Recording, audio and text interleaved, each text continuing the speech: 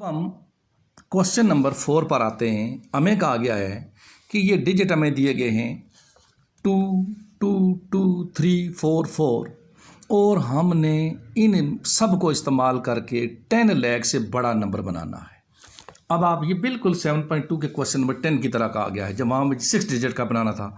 तो ये जो बीच में हमें यहाँ ज़ीरो दिया गया है ना, देखो ये अगर हम शामिल करें ना, शुरू में रख लें ज़ीरो, तो फिर ये नंबर 10 लाख से बड़ा नहीं बनेगा। इसलिए हम पहले तो देखेंगे कि यहाँ से कुल कितने नंबर बनते हैं और फिर उसमें से देखेंगे जब ज़ीरो बाएं जान में रखें तो वो कितने बनते हैं। वो नंबर 10 लाख से छोटे होंगे तो कुल में से वो छोटे सब्ट्रैक्ट करके हम बनाएंगे। तो आइए इस सवाल पर, ये देखें लिखा हुआ है गिवन डिजिट्स 0 2 2 2 3 4 4। मैंने लिखा to form a number greater than 10 lakh we cannot place 0 on extreme left because in this way number will be less than 10 lakh। क्योंकि जब आप यहाँ 0 रखेंगे तो वो नंबर 5 डिजिट का कंसीडर होगा, बाएं जानिब 0 मीनिंगलेस होता है। अब ये कुल जो हमारे पास डिजिट बने ना वो है 7, 1 2 3 4 5 6 और 7। तो मैंने लिखा n इक्वल टू 7। इसमें 2 आप देखें तो 3 दफ़ा रिपीट हो रहा है, तो हमने लिखा 2 इज रिपीटेड 3 टाइम्स। 4 देखें तो 2 दफ़ा रिपीट हो रहा है। 0 और 3 एक एक दफ़ा है, एक को हम कंसीडर नहीं करते। तो total number of numbers found 7 factorial over 3 factorial into 2 factorial, ये बनेंगे 420। ये जो 420 बनेंगे ना, ये सारे कोई 10 लाख से बड़े नहीं हैं। इनमें से कुछ 10 लाख से बड़े हैं, कुछ 10 लाख से छोटे हैं। यानी इनमें कुछ वो भी हैं जिनके बाएं जानिब 0 है और वो नंबर बजाय 7 डिजिट के 6 का बन गया है। तो 6 डिजिट वाला नंबर 7 डिजिट वाले नंबर से छोटा होता है। अब हम लिखते हैं to form number less than 10 lakh fix 0 at extreme left. ये देखो मैंने इस शक्ल का नंबर बनाया है। ये क्रॉस जो है ये प्लेसेस हैं, यहाँ 0 रख दिया तो ये 0 मीनिंगलेस हो गया। ये डिजिट बन गया 6 डिजिट का। तो 6 डिजिट वाला नंबर जितना मर्जी बड़ा हो वो 10 लाख से छोटा ही होता है। तो number of digits other than 0 को छोड़ के बाकी डिजिट कितने हैं, ये 6।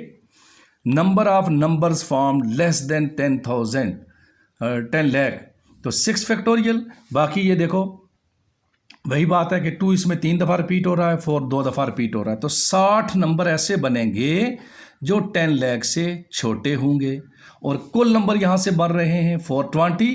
तो फिर इस 420 से 60 को हम सब्ट्रैक्ट करेंगे, यानी number of numbers formed greater than 10 lakh 420 मनफी 60 360, कुल 420 बनेंगे।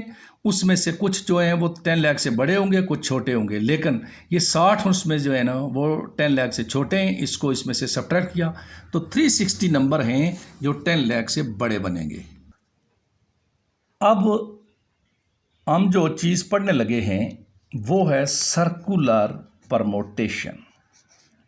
सर्कुलर परमोटेशन कि जब आप चीज़ों को किसी सर्कल के अंदर अरेंज करें। देखें यहाँ मैंने पर्सन ए को बिठाया, यहाँ बी को, यहाँ सी को, यहाँ डी को।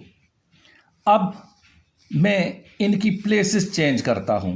यहाँ से ए को उठा के यहाँ बैठा दिया, बी को यहाँ से उठा के इस जगह बैठा दिया और सी को यहाँ से उठा के इस जगह बैठा दिया और डी को यहाँ से इस जगह बैठा दिया। अब आप कहें जी चेंजिंग हो गई है, लेकिन नहीं हुई। इसलिए कि देखो ए के लेफ्ट पे डी था, राइट पे बी है, तो यहाँ भी ए के लेफ्ट पे डी है और राइट पे बी है। इसकी वजह क्या है कि सर्कल का स्टार्टिंग पॉइंट नहीं है। अगर मैं एक सीट कर दूं ना फिक्स, कोई एक, फर्ज करो ये बी वाली सीट में फिक्स कर देता हूं, बी को नहीं उठाना। यहाँ ए था, यहाँ सी था और यहाँ डी था। तो अब क्या करेंगे, जब आप चेंज करते हैं बी तो इसी जगह रहेगा ना, तो ए को यहाँ से उठा के या इस मकाम पे बिठाना पड़ेगा या इस मकाम पे। फ़र्ज़ करें मैं यहाँ ए ले आता हूँ, यहाँ बी बिठाता हूँ, यहाँ सी। तो अब देखें ये तरतीब और ये तरतीब डिफरेंट है। इससे नतीजा ये निकला कि जब हम सर्कुलर परमोटेशन करते हैं तो हम एक सीट को फिक्स करते हैं। जब एक फिक्स करेंगे तो जो कुल ऑब्जेक्ट्स होंगे उनमें से एक तादाद भी कम होगी। जैसे कुल थे 4, एक मैंने कम फिक्स कर दी तो हमारे पास जो प्लेसेस चेंज करने वाले ऑब्जेक्ट हैं वो कितने आगे हैं, 3। और अगर ये n होते तो जैसे 4 में से एक कम होके 3 था, n होते तो उनमें से एक कम होके n-1 फैक्टोरियल। इससे ये नतीजा निकला कि जब हम सर्कुलर परमुटेशन लेते हैं तो जो कुल ऑब्जेक्ट होते हैं नंबर ऑफ वेज उनमें से एक कम होते हैं। अब हम देखते हैं जी, यही चीज़ मैंने लिखी। पहले तो मैंने सर्कुलर परमुटेशन की डेफिनेशन लिखी, the permutation of things which can be represented by points on circle are called circular permutation. और फिर उसके लिए हमने लिखा कि जब हम ऑब्जेक्ट्स को सर्कल में तरतीब कर अरेंज करते हैं तो चूंकि सर्कल का स्टार्टिंग पॉइंट शुरू होने वाला पॉइंट नहीं होता, इसलिए हमें एक पॉइंट को फिक्स करना पड़ता है। इसलिए सर्कल में n ऑब्जेक्ट्स की परमुटेशन को n-1 फैक्टोरियल से ज़ाहिर करना पड़ता है, क्योंकि जब हम एक ऑब्जेक्ट को फिक्स कर देते हैं तो बाकी ऑब्जेक्ट्स की तादाद एक कम हो जाती है। जैसे पहले अगर 9 तादाद है तो एक फिक्स करने के बाद 9-1 8 रहती है, और अगर n तादाद है तो एक कम करने से यानी फिक्स करने से n-1 रह जाती है। उनके वेज जो हैं वो n-1 फैक्टोरियल रह जाते हैं। ये एक सर्कल नुमा चीज़ है, ये पॉइंट हमने फिक्स किया हुआ है।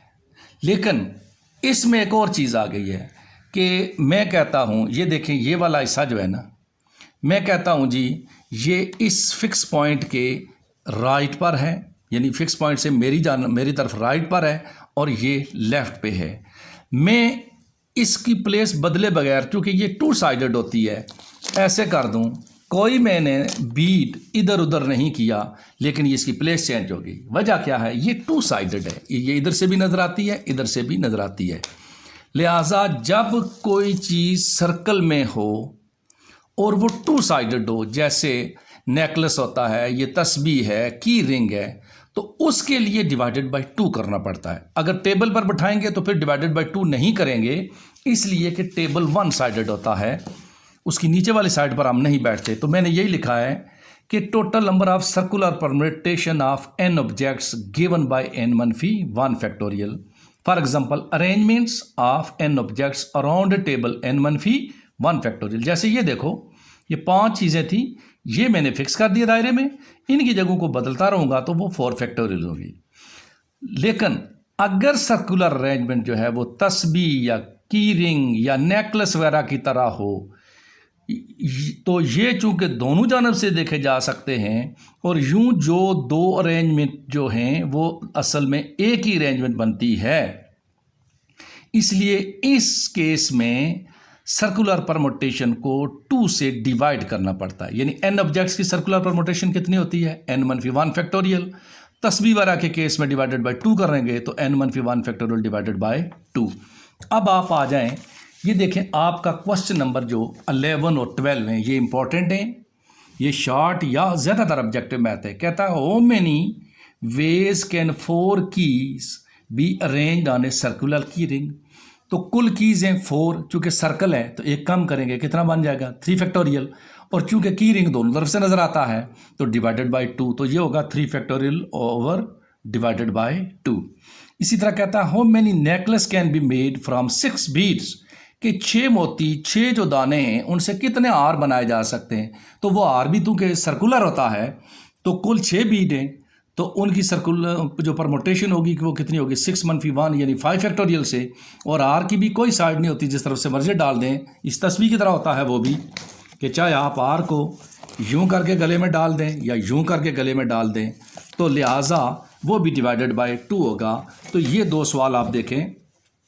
क्वेश्चन नंबर 11 मैंने लिखा है number of keys n = 4, number of required arrangements 1/2 n-1 factorial, क्योंकि ये दोनों साइड से ना, तो 1/2 4-1, तो 4-1 होता है 3 फैक्टोरियल डिवाइडेड बाय 2, तो 3 फैक्टोरियल 6 होता है, तो 6/2 3। इसी तरह नंबर ऑफ बीड्स n = 6 हैं, तो number of required arrangements 1/2 n-1 factorial, तो इसमें से कम करेंगे तो 6-1 5 फैक्टोरियल डिवाइडेड बाय 2, 5 फैक्टोरियल 120 होता है, तो डिवाइडेड बाय 2 कितना हो जाएगा 60। यूं ही आपकी एग्जांपल है नंबर 3 पेज 238 पर।